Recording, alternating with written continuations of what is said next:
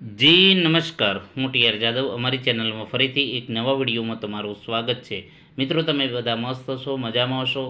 મિત્રો, જીએસઆરટીસી હેલ્પરમાં ટૂંક સમયમાં ભરતી જાહેર થશે, એનું નોટિફિકેશન પણ જાહેર થશે. સરકારશ્રી દ્વારા જ્યારે મંજૂરી મળશે ત્યારે ટૂંક સમયમાં જ હવે નોટિફિકેશન જાહેર થશે. તો એના પહેલાં આપણે પણ તૈયાર રહેવું પડશે. કયા કયા ડોક્યુમેન્ટ જરૂરી છે, તો એ પ્રમાણે જે ડોક્યુમેન્ટ બાકી છે તો એ કલેક્ટ કરી લો. તો આ વિડીયોમાં ચર્ચા કરીશું ડીવી વખતના જરૂરી ડોક્યુમેન્ટ અને ફોર્મ ભરતી વખતના જરૂરી ડોક્યુમેન્ટ, બરાબર, જે કેટેગરી વાઇઝ. તો જીએસઆરટીસી હેલ્પર ભરતી 2026-27 કેટેગરી વાઇઝ જરૂરી ડોક્યુમેન્ટ્સ: ફોર્મ ભરતા જરૂરી ડોક્યુમેન્ટ, જાતિના દાખલા, આવકના દાખલા, માર્કશીટ, બરાબર. તો તેના વિશે સંપૂર્ણ ડિટેલમાં ચર્ચા કરીશું.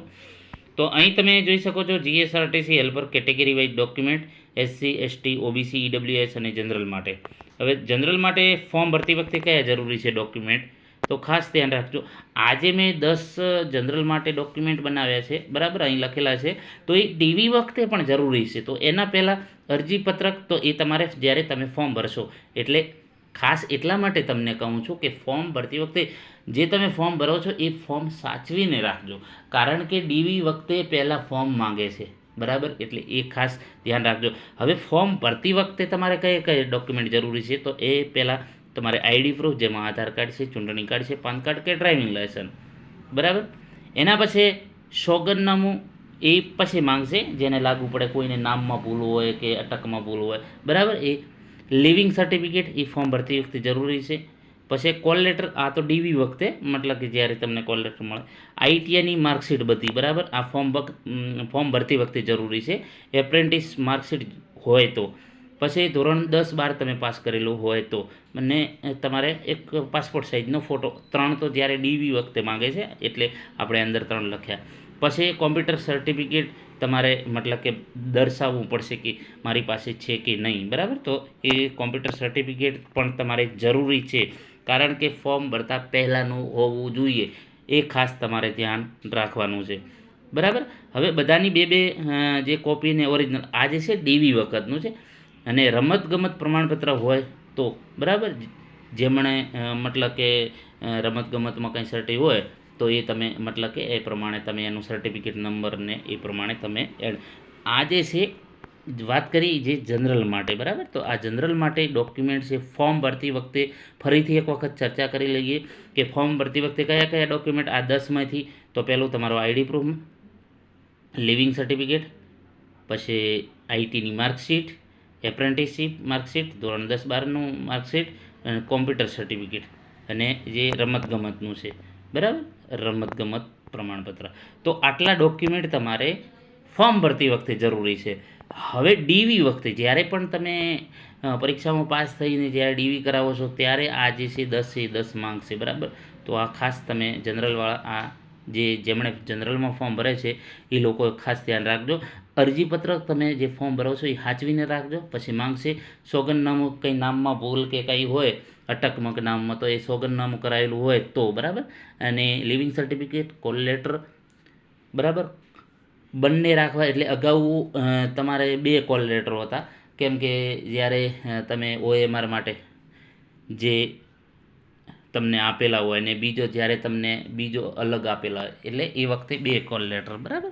તો જે ઓએમઆર લેખિત પરીક્ષા માટેનો આપેલો હોય, અને બીજો જ્યારે તમને બોલાવેલા હોય પસંદગી યાદીમાં, તો 1 કોલ લેટર, બરાબર. એટલે એ તમારા 2 કોલ લેટર. આઈટીઆઈની માર્કશીટ, એપ્રેન્ટિસશીપ માર્કશીટ, ધોરણ 10-12 માર્કશીટ અને 3 ફોટા, કોમ્પ્યુટર સર્ટિફિકેટ, બધાની 2 કોપી પ્લસ ઓરિજિનલ. અને રમતગમત પ્રમાણપત્ર જો લખ્યું હોય તો. આ જનરલ માટે ડીવી માટે છે.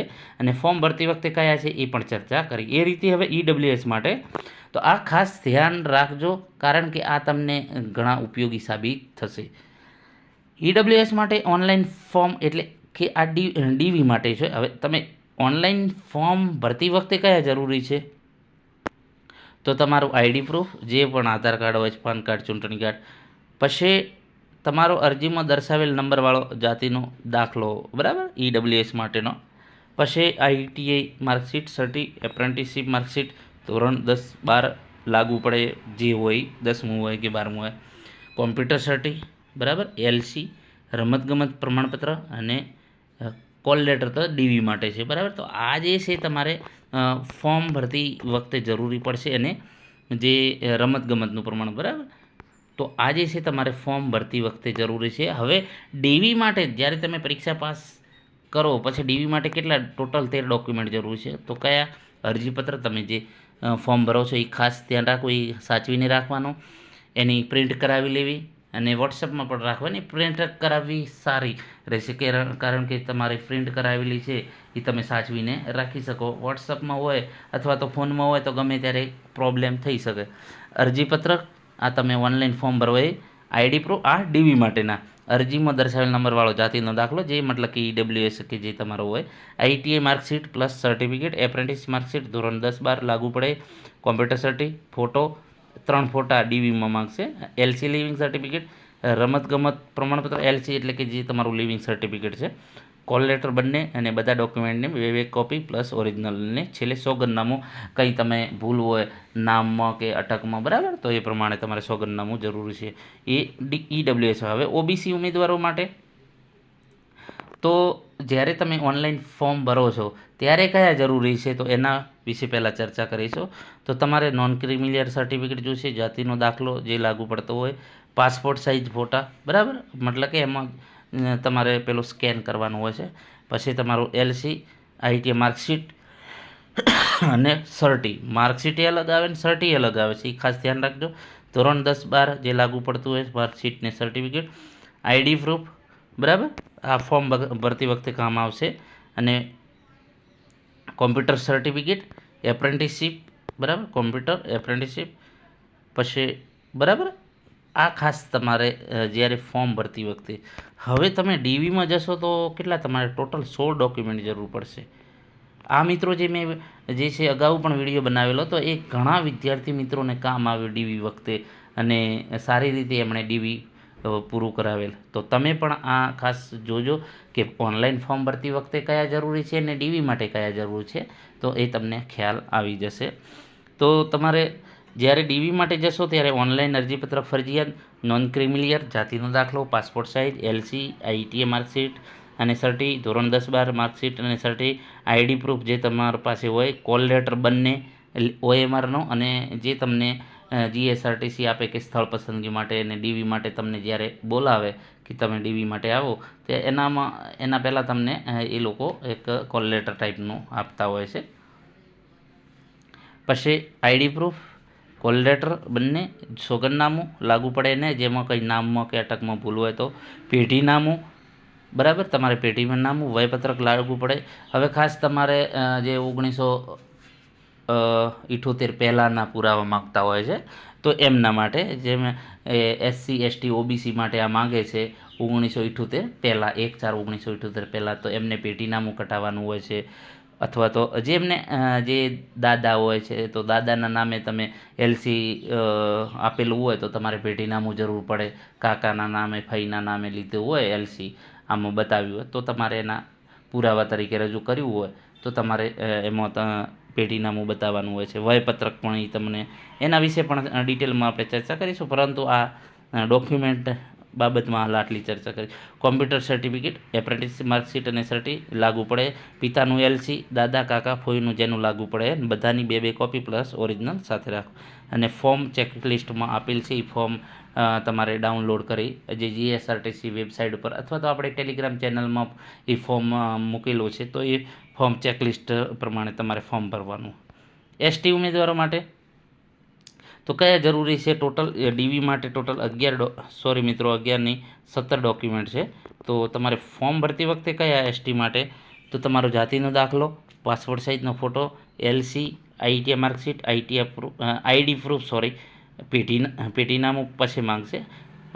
પછી કોમ્પ્યુટર સર્ટિફિકેટ, એપ્રેન્ટિસ માર્કશીટ, બરાબર, અને ધોરણ 10-12ની માર્કશીટ, બરાબર. તો આ જે છે, અને સોગંદનામું, કંઈ ભૂલ હોય નામમાં કે અટકમાં. તો આ જે છે ઓનલાઈન ફોર્મ ભરતી વખતે જ્યારે તમે ડીવી માટે જશો ડોક્યુમેન્ટ વેરિફિકેશન માટે, તો તમારે ઓનલાઈન અરજીપત્રક માંગશે, જાતિનો દાખલો, પાસપોર્ટ સાઇઝના 3 ફોટા, એલસી, ઉમેદવારનું પોતાનું, આઈટીઆઈ માર્કશીટ પ્લસ સર્ટી, આઈડી પ્રૂફ જેમાં આધાર પાન જે પણ તમારી પાસે હોય, પેઢીનામું લાગુ પડે, અને જો દાદા કાકા ફઈનો જો તમે એલસી લીધેલું હોય પુરાવા તરીકે 1978 પહેલાંનું, તો તમારે એમાં જે છે પેટીનામું માગે, સોગંદનામું, બરાબર. એમાં કંઈ તમારે કંઈ ભૂલ હોય નામમાં કે અટકમાં તો એ સોગંદનામું તમારે જરૂરી છે.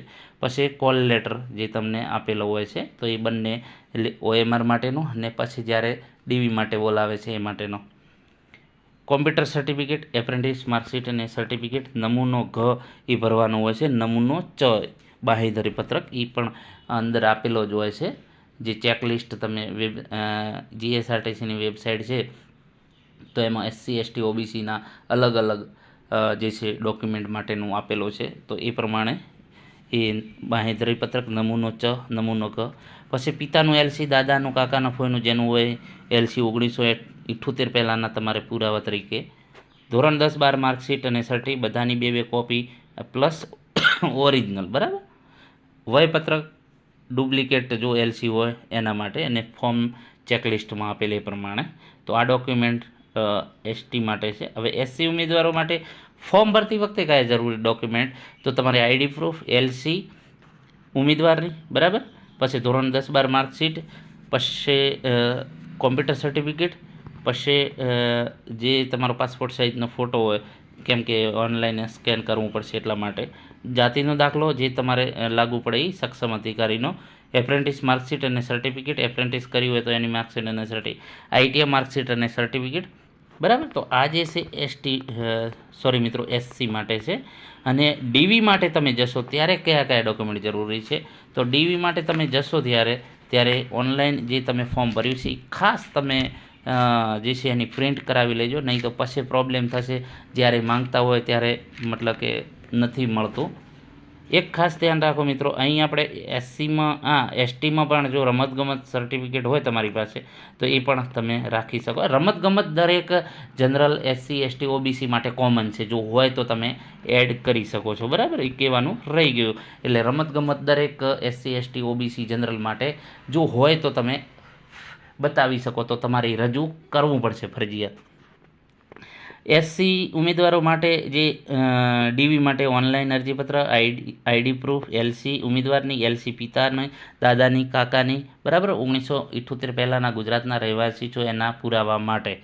ધોરણ 10-12 માર્કશીટ, સર્ટિફિકેટ, પેઢીનામું લાગુ પડે તેને, સોગંદનામું લાગુ પડે ને, સોગંદનામું કંઈ નામમાં કે અટકમાં ભૂલ હોય તો તમે સોગંદનામું આપી શકો. પેઢીનામું કેમ જરૂર પડશે SC ST OBCના ઉમેદવારો, કે માની લો કે તમારા ફાધર ભણેલા નથી, તમારા પિતા તો નથી ભણેલા, બરાબર. 1978 પહેલાં એમાં શાળા દાખલ થયેલી હોવી જોઈએ, 1978 પહેલાંનું. જો એ નથી, અથવા તો ફાધર ભણેલા નથી, બરાબર, તો એવા માટે દાદાની LC અથવા તો કાકાની, ફોઈની, કે બીજા મતલબ કે તમારે જે કુટુંબમાં કાકા, ફોઈ કે મોટા બાપા, બરાબર, તો એમનું ડોક્યુમેન્ટ મતલબ કે LC લઈને તમારે બતાવવું પડશે કે આ અમારા પુરાવા તરીકે, તો 1978 પહેલાં 1/4/1978 પહેલાંની હોવી જોઈએ. તો એમના માટે પેઢીનામું કે લોહીનો સંબંધ દર્શાવવા માટે પેઢીનામું જરૂર પડે છે, બરાબર. કોમ્પ્યુટર સર્ટિફિકેટ, કોલ લેટર, વયપત્રક લાગુ પડે એને, બરાબર. પાસપોર્ટ સાઇઝ ફોટા 3, જાતિનો દાખલો, સક્ષમ અધિકારી, apprentice marksheet, certificate, ITI marksheet અને સર્ટિફિકેટ બધાની 2 કોપી પ્લસ ઓરિજિનલ. અને ફોર્મ આપેલું છે ચેકલિસ્ટમાં સામેલ, તો એ પ્રમાણે ફોર્મ ભરીને આ બધા ડોક્યુમેન્ટ્સ 16 પ્લસ રમતગમતનું હોય તો એ પણ તમે એડ કરી શકો. જો ફોર્મમાં તમે લખ્યું હોય તો તમારે ફરજિયાત બતાવવાનું રહેશે સક્ષમ અધિકારીનું, તો એ પ્રમાણે તમને એના ગુણ મળવાપાત્ર છે. તો મિત્રો આ જે છે જ્યારે તમે GSRTC હેલ્પરમાં ફોર્મ ભરતી વખતે કયા ડોક્યુમેન્ટ જરૂરી છે અને ડીવી વખતે કયા ડોક્યુમેન્ટ જરૂરી છે, તો તેના વિશે સંપૂર્ણ ચર્ચા કરી. જો વિડીયો પસંદ આવ્યો તો મિત્રો લાઈક, શેર, સબસ્ક્રાઈબ કરવાનું ન ભૂલતા. મિત્રો આ જે છે માહિતી ઘણી ઇમ્પોર્ટન્ટ છે, કારણ કે ઘણા મિત્રો જે છે ફોર્મ ભરતી વખતે એક નાની ભૂલો કરે છે, અને સારા માર્ક્સ હોય છે તમારે OMR પરીક્ષામાં, મતલબ કે લેખિતમાં, તેમ છતાં તમે ફોર્મમાં એવી ભૂલો કરો છો, એના લીધે તમારું ફોર્મ રિજેક્ટ થાય છે. GSRTC જે છે એ જરાય મતલબ કે જો પોઈન્ટમાં હશે તો પણ નહીં ચલાવે, કંઈ પણ નાની ભૂલ હશે તો પણ તમારું ફોર્મ રિજેક્ટ થશે. ગઈ વખતે જે 2024માં 24-25ની જે ભરતી હતી એમાં ડીવી વખતે ઘણા વિદ્યાર્થી મિત્રોએ ફોર્મમાં ટકાવારીમાં ભૂલ કરી હતી, 10માની કે ITI એપ્રેન્ટિસમાં 1-2 વધારે લખ્યા અથવા તો ઓછા લખ્યા, બરાબર. તો એના લીધે એમનું જે છે OMR લેખિત પરીક્ષામાં સારા માર્ક્સ મેરિટમાં હતા, તો પણ એ લોકોને રિજેક્ટ કર્યા છે. એટલે મિત્રો આ વિડીયો ખાસ જોઈ લેજો, બીજા મિત્રોને શેર કરજો. અને શું આપણી ભૂલ થાય છે, એક તમારી ભૂલના લીધે તમારું આખું ભવિષ્ય બરબાદ થઈ જશે. તો ખાસ તમે ટકાવારી જે લખો છો એ કોમ્પ્યુટરવાળાના ભરોસે ના લખતા. જ્યારે પણ ફોર્મ ભરવા જાઓ છો ત્યારે ખાસ તમારે પાસે બેસીને ફોર્મ ભરાવાનું. ઘણા કોમ્પ્યુટરમાં ના લખાવી દે છે, એમની પાસે સર્ટિફિકેટ હોય તો પણ, બરાબર. હવે ખાસ કે કોમ્પ્યુટર સર્ટિફિકેટ કોને, તો જેમની પાસે ધોરણ 10 અને 12માં એમને વિષય હોય છે એમને કોમ્પ્યુટર સર્ટિફિકેટની જરૂર નથી.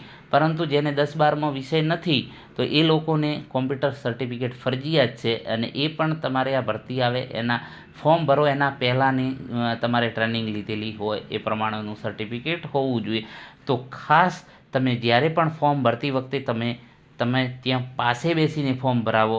જે તમારો મિત્ર કે જે તમારો ભાઈ કે સાયબર કાફેવાળો ફોર્મ ભરતો હોય, ઘણાને એવી ભૂલ થઈ છે કે સાયબર કાફેને ડોક્યુમેન્ટ આપી દે કે ભાઈ તું ફોર્મ ભરી લેજે, અને પોતે તો મોટા કામમાં હોય, બિઝનેસમેન હોય, એ ટાઈપનું બસ બીજાને સોંપી દે કે ભાઈ તું આમ કરી દેજે, તું ફોર્મ ભરી દેજે. અને જ્યારે ભાઈ એ જોતા નથી કે ફોર્મ બરાબર ભરાણું છે, કેમ કે એમને ટાઈમ જ નથી હોતો. તો એટલે દરેકને સાચી સલાહ આપું છું કે જ્યારે પણ તમે ફોર્મ ભરો છો ત્યારે એક દિવસ આમના માટે ફાળવી દો કે ભાઈ ના, ફોર્મ ભરતી વખતે ખાસ ધ્યાન રાખજો. કારણ કે તમે જે ફોર્મ ભરશો ને એ જ માન્ય ગણવામાં આવશે. માની લો કે તમે એપ્રેન્ટિસના જે ટકાવારી લખી છે એમાં ભૂલ કરશો તો પણ તમને રિજેક્ટ થશો. 10માના જે છે તો એ પ્રમાણે લખવાના, બરાબર. તો કોઈ પણ જે ટકાવારી છે એ સાચી લખજો. પછી જે સર્ટિફિકેટના જે નંબરો છે એ પણ સાચા લખજો. જે ડેટ આપેલી છે એ પણ સાચી લખજો. જે અગાઉની જે એપ્રેન્ટિસની ડેટ હોય છે એમાં મારેલી હોય છે, બરાબર. તો જે પણ કંઈ પણ તમે ફોર્મ ભરતી વખતે જે પણ ડેટા આપેલો છે એ સાચો લખજો. નામમાં જે પ્રમાણે LCમાં હોય એ પ્રમાણે લખજો. તો એક ખાલી સ્પેલિંગની મિસ્ટેક હશે તો પણ દોસ્તો ફોર્મ રિજેક્ટ થશે.